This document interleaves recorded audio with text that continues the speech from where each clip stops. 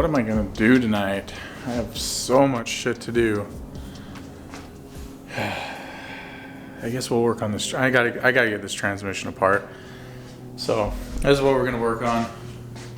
We're gonna get this thing apart so that I can get Bravis a list of parts so we can get moving on that. I'm sure he's waiting to hear from me on that. I've kind of been slacking, so I'm gonna get this thing apart tonight, and then yeah, we'll go from there.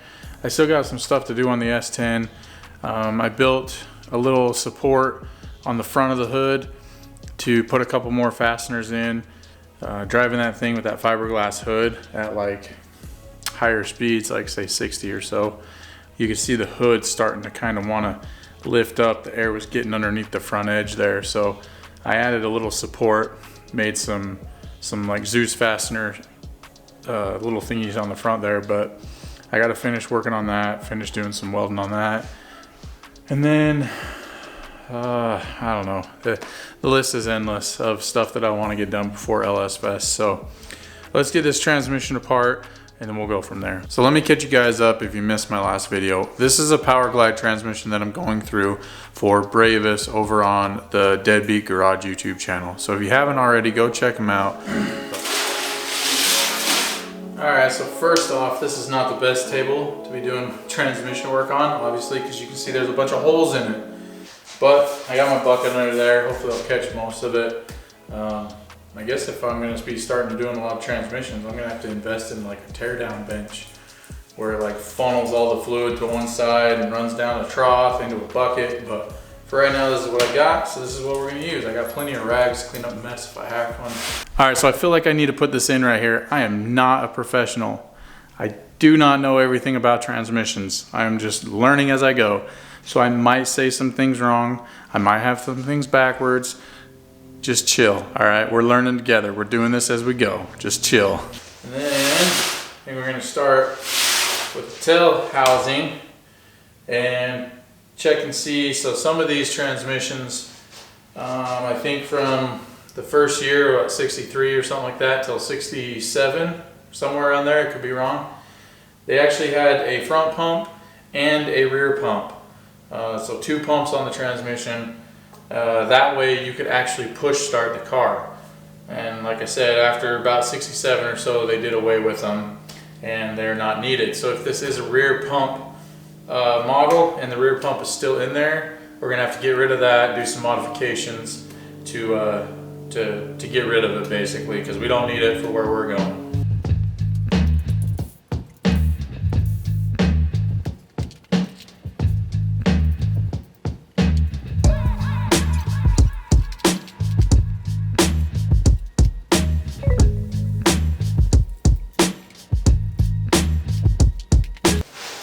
Alright, so first thing I see is a bunch of rust. This thing's been sitting for a while, but that's alright because I don't think we're going to be reusing any of this stuff. So, but it does look all original, still has the governor, all that stuff, so try and figure out how this comes off.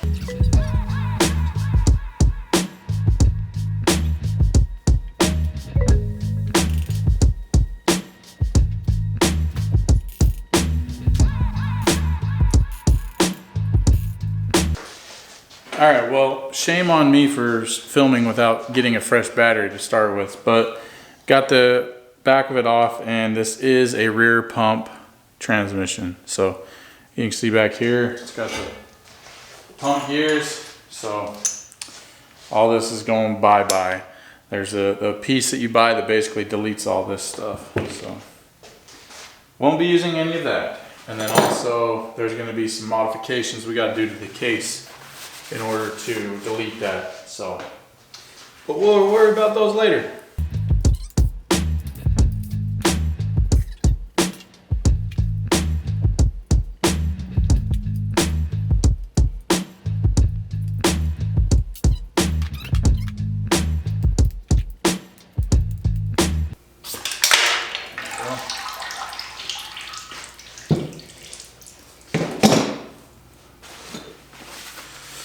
This is what applies the band.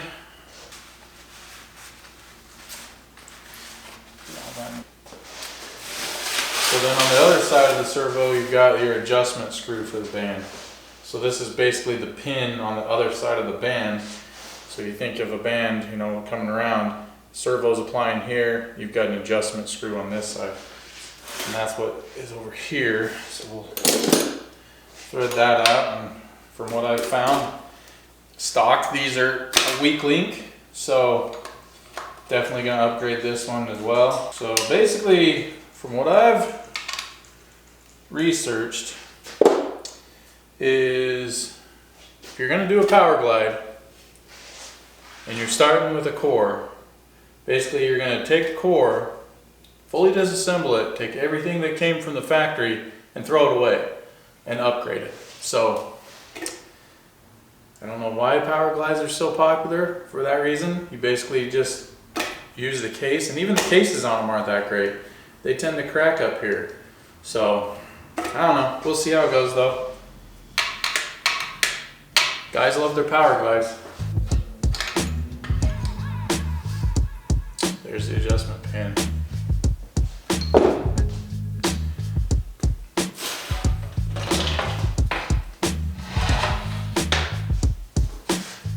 Oh, there's a mess.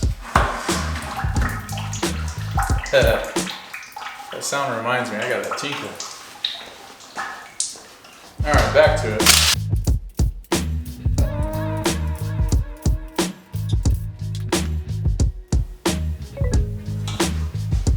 Ooh, yummy.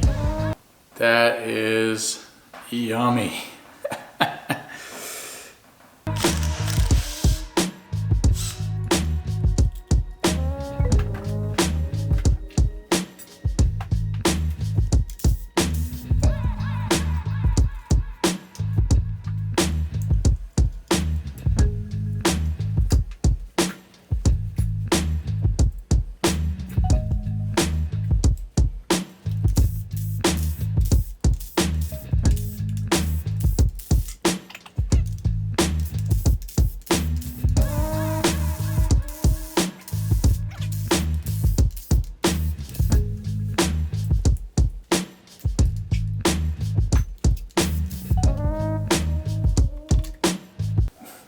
Man, why didn't one of you guys tell me I didn't have to take out all of those bolts? I only had to take out the ones on the ends. Unlike the Turbo 350 and 400, you can actually remove all of the stuff inside the case without removing the valve body. Turbo 400 and 350, you have to take the valve body off before you can take all the internals out. So it's kind of interesting. But here's our little pieces for the band in there. These are what the servo and that adjustment screw push on.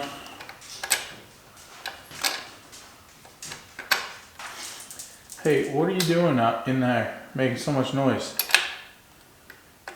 Don't you know I'm trying to make a video out here?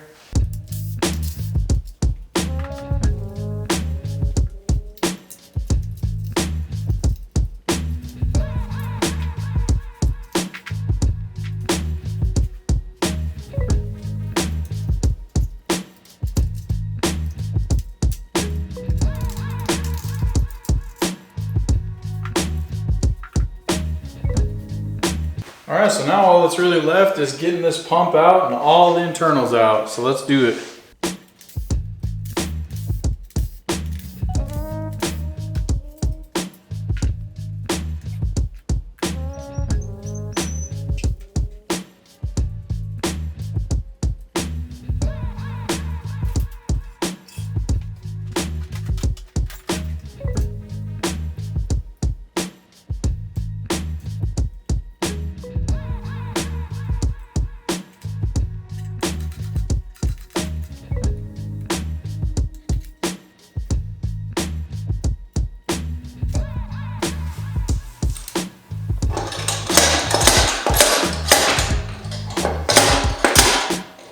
Ah, it worked.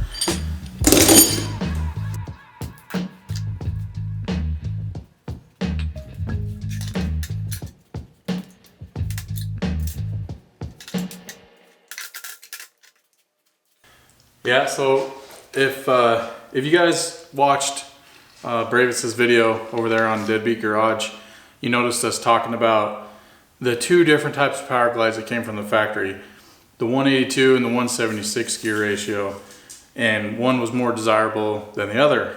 That 180, or sorry, the 170, the 176 is the most desirable. And this is the part that we're talking about right here, the actual planetary gear set. So this one, it's just a cheap stamped steel, you know, not as strong, not as desirable gear set. So this is what we're also gonna have to be upgrading. Last but not least, we got our reverse clutches down there in the bottom of the case.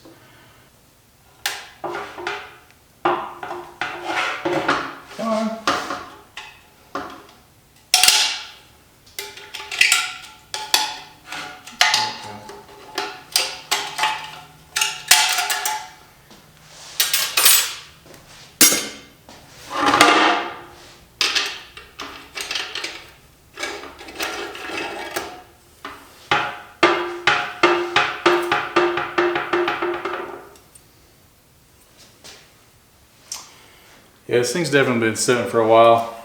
The clutch patch, sorry, the clutch packs are like deteriorating. Like it's kind of hard to see probably, but it's like disintegrating, like it's chipping off. It's all rough, so definitely been sitting a while. But that's okay, it's all getting replaced.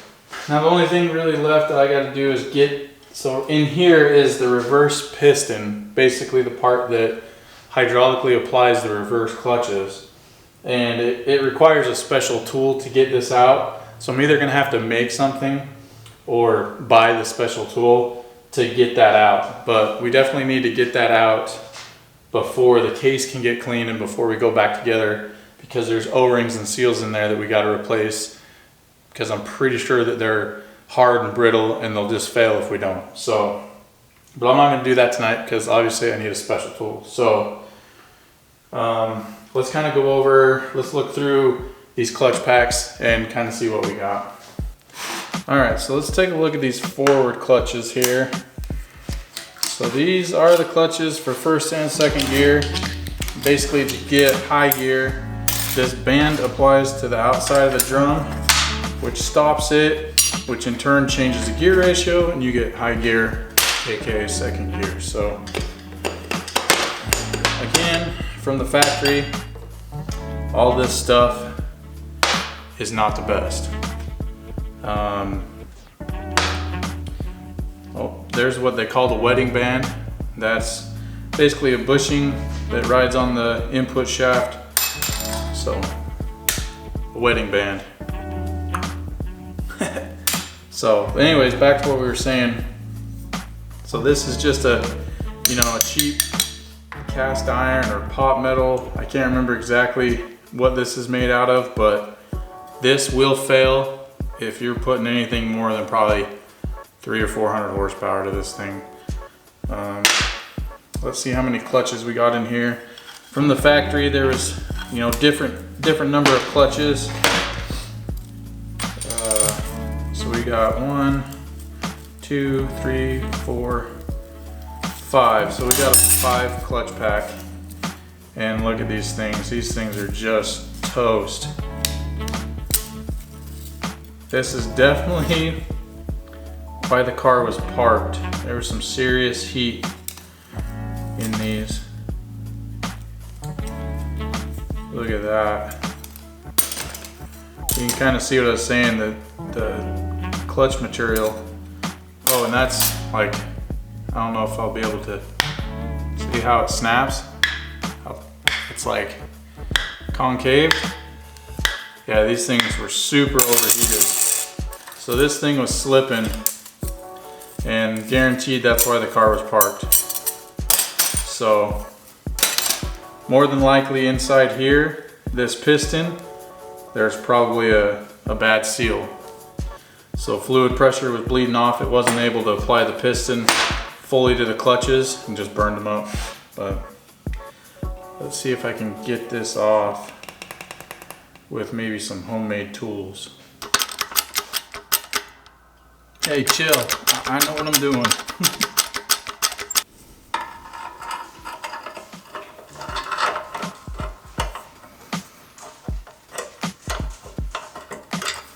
I don't know if I've got anything that's going to get down in there.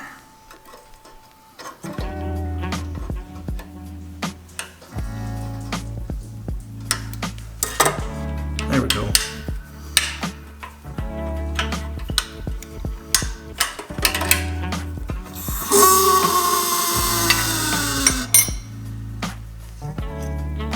That's a 3-inch V-band, by the way.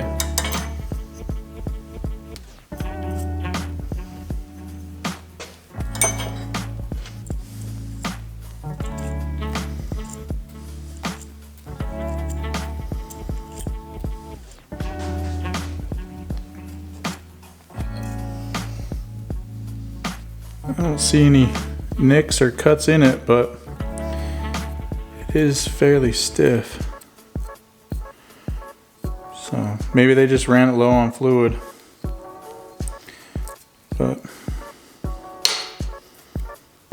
so a little bit of cleanup needed and some upgrades in store. I'm gonna get a parts list together, figure out everything that we're gonna need, all the upgrades and everything that we want to do. Talk to Bravis, see what he wants to do, kind of where he's at, and then we'll try and get a game plan and figure out what to do next. All right, guys, it's the next day. We're continuing work on the S10 now, and kind of what I was saying in the beginning of the video is I've got this little support that I've fabbed up to hold the front of the hood. Kind of see here. Got the holes drilled for 2 more of these Zeus style fasteners, and although right here, although these worked really well on the sides down here, the front of the hood is a lot thicker than the sides, so I've got a little bit of an issue because these have to reach in, grab the spring and twist. But with the thickness of the hood, these don't reach the springs. But I think I can just kind of bend this spring, do a little manipulation, and get it to work. But in the meantime, I need to finish up welding these. So I'm going to attempt to do some TIG welding, which I haven't done in a minute, so it's probably not going to turn out good, but we'll see.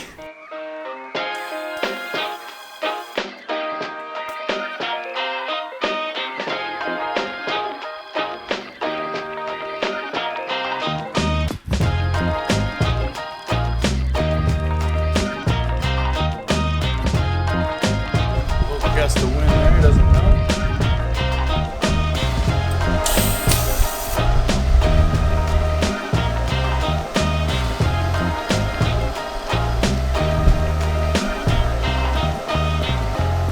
It's actually not bad.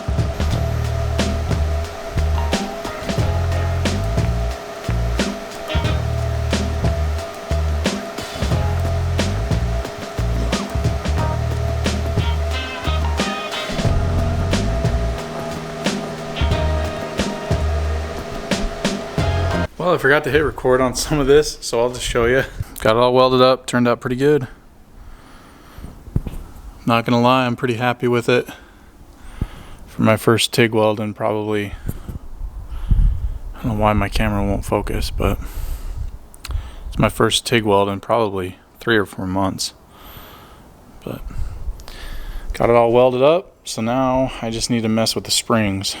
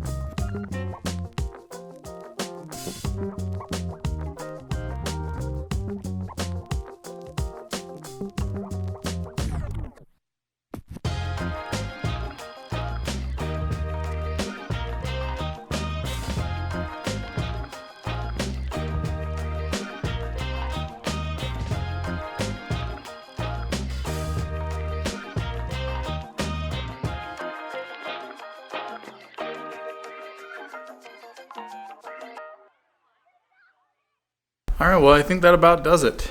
Got it on, got it all riveted in place. The little retainers, that is, little fasteners. I don't really know what I'm saying anymore, but check it out. It's really hard to see out here because of the light, but got them on. I ran out of black rivets, so I'm gonna have to make those ones black. All in all, I'm happy. So now I'll feel a lot better about running it with the hood on. Since I got this hood, I haven't ran it on the truck at a track, and that's because the one time I was driving it on the highway, I noticed the hood was floating a lot, and I really didn't want to be making a pass and have the hood rip off and ruin this brand new hood. So I really wanted to get those two front anchors or supports or whatever you want to call it there before actually taking it down the strip with the hood on. But man, this truck looks so good with that hood. I'm so happy with it. Man, I cannot thank Isaiah enough for sending me that hood. It is awesome. Totally makes the look of the truck.